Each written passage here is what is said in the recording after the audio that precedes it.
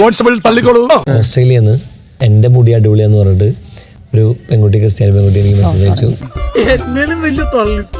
അർജുനെ, നിനക്കും തള്ളാൻ അവസരമുണ്ട്, വാ. എന്താണ് തമാശയാക്കാണ്?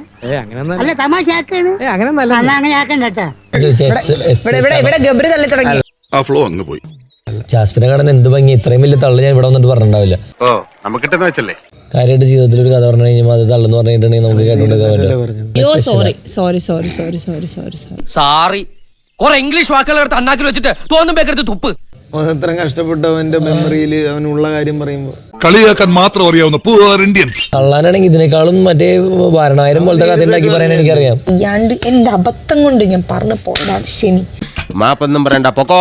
ചുമ്മാ പറയുന്നില്ലേടാ. അല്ല, നീ തള്ളു, എനിക്ക് ഇഷ്ടമല്ലാത്തൊരു കാര്യം തള്ളെന്ന് പറയുന്നത്. നിനക്ക് എന്തിന്റെ കേടാ ഗബ്രി? എനിക്ക് അള്ളാണ് എനിക്ക് മനസ്സിലാവുന്നില്ല. മനസ്സിലായില്ല? മനസ്സിലാക്കി തരാം. കാര്യമായിട്ട് ജീവിതത്തിൽ ഒരു കഥ പറഞ്ഞു കഴിഞ്ഞാൽ അത് തള്ളെന്ന് പറഞ്ഞിട്ടുണ്ടെങ്കിൽ നമുക്ക് കേട്ടോണ്ടിരിക്കാൻ ഞാൻ പറഞ്ഞു പോയി, സോറി. ഈ സായിപ്പന്മാർ ഇന്ത്യയിൽ വന്നില്ലായിരുന്നെങ്കിൽ ഈ സോറിയും താങ്ക്സ് ഒന്നും കേൾക്കേണ്ടി വരൂലായിരുന്നല്ലോ. ഞാൻ പറയണത് കേക്ക്, ഞാൻ ഒരിക്കലും നിന്നെ വിട്ട് പോവില്ല. പ്രോമിസ്. നിനക്ക് നീ ഇല്ലാണ്ട് പറ്റില്ല ജയ്സ. സൈക്കോയാണ്. വിട്ടുകളയണം.